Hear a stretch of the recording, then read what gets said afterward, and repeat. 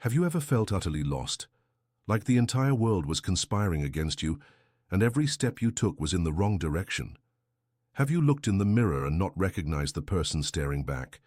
If you're here now, you're likely going through one of the toughest times of your life. Maybe you've lost someone you loved. Maybe you failed at something that mattered deeply to you. Or maybe you just don't know who you are or where you're going anymore. I understand that pain. Today I want to share something that can completely change how you see not just your problems, but the very essence of who you are.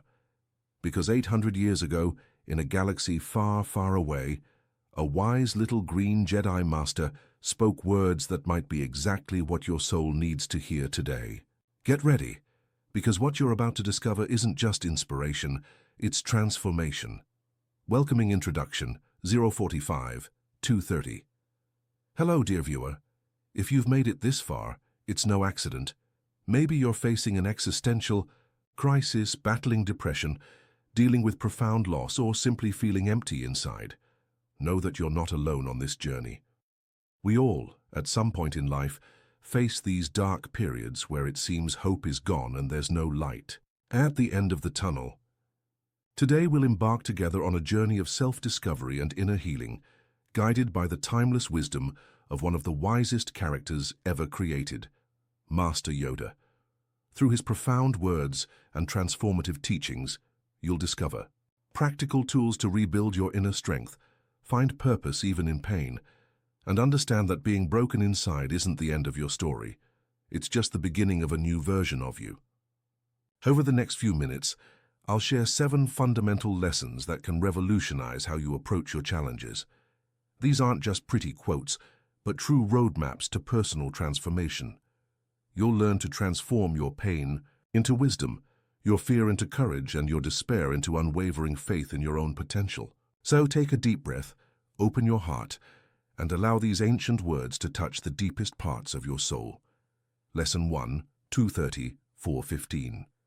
Do or do not, there is no try. But first, you must believe you can heal.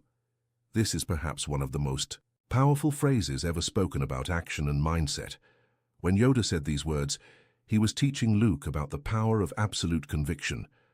But there's a deeper layer here that needs to be understood, especially when you're broken inside.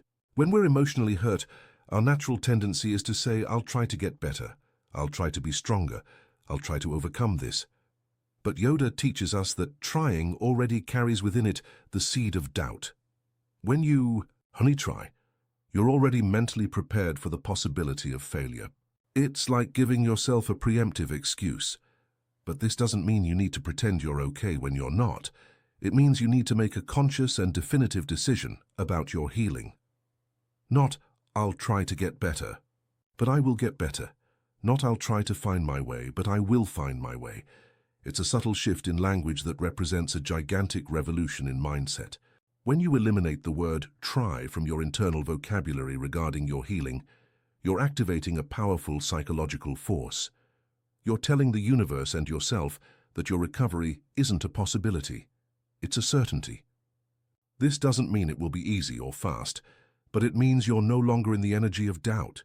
You're in the energy of absolute determination. Practically, this manifests in small daily decisions.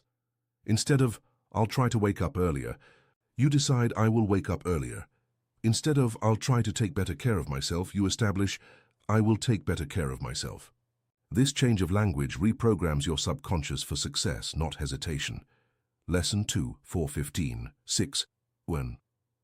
Size matters not. Judge me by my size, do you? And well, you should not. For my ally is the Force, and a powerful ally it is. How many times have you felt too small to face your problems? How many times have you looked at your challenges and thought they were too big and you were too small?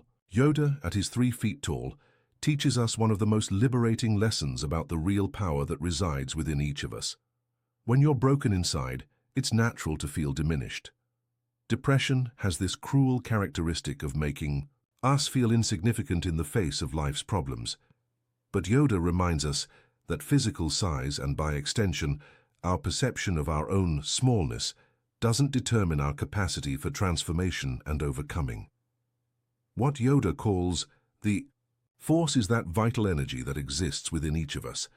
It's our innate capacity for healing, our natural resilience, our inner wisdom. When you connect with this inner strength, through meditation, deep reflection, silent contemplation, you discover that you possess far greater internal resources than you imagine. Think about the times in your life when you overcame something that seemed impossible, maybe a devastating loss, a profound betrayal, an overwhelming failure.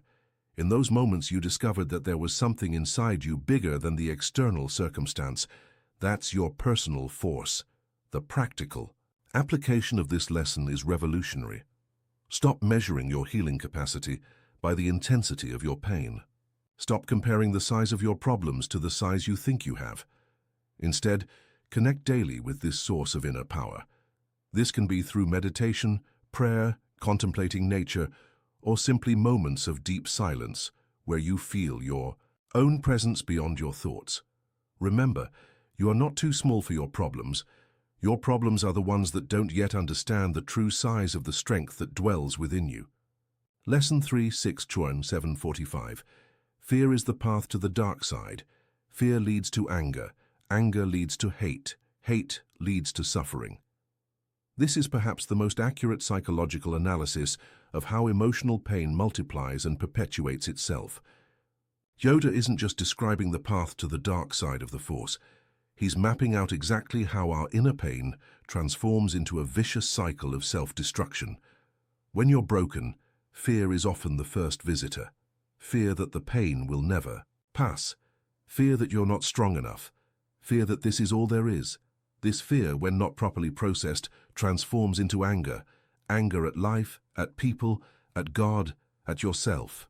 Unprocessed anger crystallizes into hatred.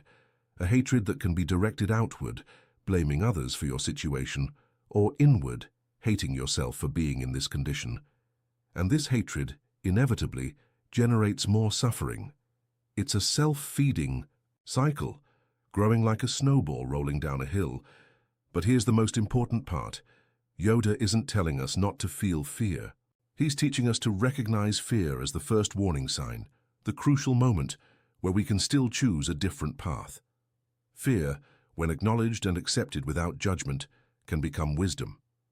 The practical application is transformative. When you feel fear, stop, breathe. Acknowledge, I'm feeling fear and that's human and natural. Instead of trying to eliminate the fear, talk to it. Ask, what are you trying to protect me from? What do you want me to know? Often you'll discover that fear is trying to protect you from even greater pain, but in a way that's no longer helpful. When you process fear consciously, it doesn't transform into anger. When you don't feed the anger, it doesn't crystallize into hatred. And when you don't harbor hatred, you break the cycle of self-generated suffering. This is one of the most powerful practices for interrupting destructive thought patterns. Lesson 4, 7:45, 9:30. Luminous beings are we, not this crude matter. You must feel the force around you, between you, me, the tree, the rock, everywhere.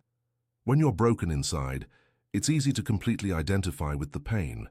You start to believe that you are the depression, you are the anxiety, you are the failure. But Yoda reminds us of a fundamental truth about our real nature. We are so much more than our temporary circumstances or our momentary emotional states. This luminosity that Yoda mentions isn't abstract metaphysics. It's the pure consciousness that exists within you beyond all thoughts, emotions, and experiences. It's that part of you that observes your thoughts without being the thoughts, that feels your emotions without being the emotions. It's the eternal you that remains intact, even when everything around you seems to be falling apart. When you're deeply hurt, this luminous consciousness is obscured by the clouds of pain, like the sun hidden during a storm. But just as the sun doesn't cease to exist because it's cloudy, your luminous essence doesn't disappear because you're suffering. It's there waiting to be rediscovered. The connection with the force around that Yoda describes is the recognition that you're not isolated in your pain. There's a network of life, energy, and connection that permeates everything. When you can connect with this network, whether through nature, music, art, or simply mindful presence, you remember that you're not alone in the universe. Practically, This means creating daily moments where you connect with your luminous nature. It can be through meditation, where you observe your thoughts without identifying with them. It can be in nature, where you feel your connection to something larger. It can be in moments of deep gratitude, where you acknowledge the life that pulses within you despite the pain. A powerful practice is to ask yourself, who is observing this pain? Who is aware that I am suffering? The answer is always the same, the luminous consciousness that you are. And that consciousness can never be broken, can never be diminished, can never be destroyed. Lesson 5, 9:30, 11:15. Patience you must have, my young Padawan.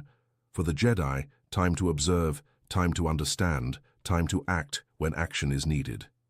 One of the greatest tortures when you're broken inside is the desperate urgency to feel better immediately. We want the pain to stop now, for clarity to come today, for healing to happen instantly. But Yoda teaches us one of the most difficult and most necessary virtues, sacred patience. This isn't the passive patience of someone who simply waits for things to get better on their own. It's the active patience of someone who understands that true transformation happens in layers, in cycles, in its own organic time. It's like a tree growing. You can't force it to grow faster by pulling its leaves, but you can create the ideal conditions for its natural growth. When Yoda talks about time to observe, he's referring to the importance of witnessing your own experience without judgment. Instead of trying to immediately escape the pain, there's value in observing it with compassionate curiosity. What is it trying to teach you? What patterns can you identify? What parts of you are asking for attention and care? The time to understand is when you begin to see deeper connections and patterns. You might start noticing that your current pain is connected to older wounds, or that your present fears are rooted in past experiences. This understanding doesn't come through forced mental analysis, but through patient and loving observation. And the time to act is when you're genuinely ready to make decisions and changes from a place of clarity, not desperation. Actions taken from panic rarely lead to true healing. Actions taken from deep understanding have lasting transformative power. Practically, this means cultivating a kinder relationship with your healing process. Instead of pushing yourself to get better, first, allow yourself to be in the process. Create daily rituals of observation, whether through journaling, meditation, or simply moments of inner check-in. Trust that your soul has its own wisdom about timing and that forcing rarely speeds up genuine healing. Lesson 6, 11:15, 13. That is why you fail. Your focus determines your reality. Always two there are, a master and an apprentice, but you must choose which you will be to your own pain. This is one of the most practical and transformative lessons about how our literal attention creates our experience of reality. When Yoda says our focus determines our reality, he's not being poetic. He's describing a fundamental psychological law. When you're hurting, there's a natural tendency to obsessively focus on the pain, the problems, what's wrong. And the more you focus on it, the more real and present it becomes in your experience. It's not that you're imagining the pain, it's real, but its intensity and dominance in your life are directly related to the amount of attention you give. The master-apprentice analogy is particularly powerful here. You can be an apprentice to your pain, letting it be your dominant teacher, dictating how you feel, how you act, how you see the world. Or you can become the master of your pain, acknowledging it, honoring it, but not allowing it to be the dominant force in your life. Being the master of your pain doesn't mean suppressing or denying it. It means developing the ability to consciously direct your attention. When you notice you're obsessively ruminating on your problems, you gently redirect your attention to something that nourishes your soul. A good memory, a song that touches your heart, the beauty of nature, or gratitude for small things. This takes practice, like developing a muscle. Initially, your mind might resist, pulling your attention back to the pain like a magnet. But with patience and persistence, you develop the ability to consciously choose where to place your attention. A transformative practice is creating what I call positive focus anchors, specific things you can direct your attention to when you notice you're being overwhelmed by pain. It could be a specific song, a prayer, a mental image of a place you love, or even the sensation of your breath coming in and out. The important thing is to have these anchors pre-established to use when you need to redirect your focus. Remember, you're not trying to eliminate pain by ignoring it. You're developing the ability to not be controlled by it. There's a profound difference between feeling pain and being controlled by pain. Lesson 7, 13 out of 1445. Adventure, excitement. A Jedi craves not these things, but peace, knowledge, serenity. These you must seek, especially in the darkness. When we're hurting, we often seek dramatic escapes. We think we need a big change, an epic adventure, something exciting to pull us out of the pain. We move cities, start intense relationships, make radical changes, hoping that external movement will heal internal paralysis. But Yoda teaches us that true healing comes not from frantic movement away from pain, but from conscious movement toward peace, knowledge, and serenity. These are qualities that can be cultivated even and especially in the darkest moments. The peace Yoda mentions isn't the absence of problems, but the presence of inner calm even amidst chaos. It's like the bottom of the ocean that remains serene even when there are storms on the surface. This peace isn't achieved by fighting against the pain, but through deep acceptance of what's happening in the present moment. The knowledge he refers to isn't intellectual information, but experiential wisdom. It's the kind of knowledge that can only be acquired by consciously going through difficulty, extracting lessons and insights that transform pain into wisdom. Every difficult period of life carries within it seeds of understanding that could not be obtained otherwise. Serenity is the natural fruit of peace and knowledge. It's a state of deep acceptance where you're no longer at war with your experience, even if it's painful. It's not a passive but a conscious surrender where you allow life to flow through you without unnecessary resistance. Practically, this means creating daily practices that cultivate these qualities. Moments of silence to develop inner peace, conscious reflection on your experiences to extract knowledge, practices of acceptance and gratitude to cultivate serenity. A powerful technique is what I call pain alchemy. At the end of each difficult day, ask yourself, what is this experience trying to teach me? How can it make me wiser, more compassionate, stronger? Gradually, you begin to see your difficulties not just as random suffering, but as part of a larger process of growth and transformation. Transforming conclusion, 1445-17, Dear friend who made it this far, I hope these words have touched something deep within your soul. If you are hurting right now, I want you to know that your pain is not the end of your story. It's just the end of a chapter.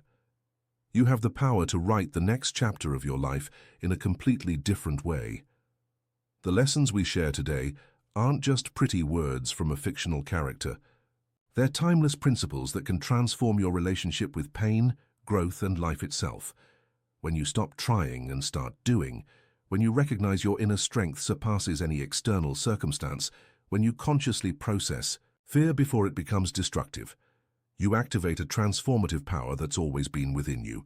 Remember, you are a luminous being experiencing a temporary human experience. The pain you feel is real and valid, but it's not your permanent identity. It's a visitor that came to teach you something important, and it will leave when its lesson is learned and integrated. Have sacred patience with your process.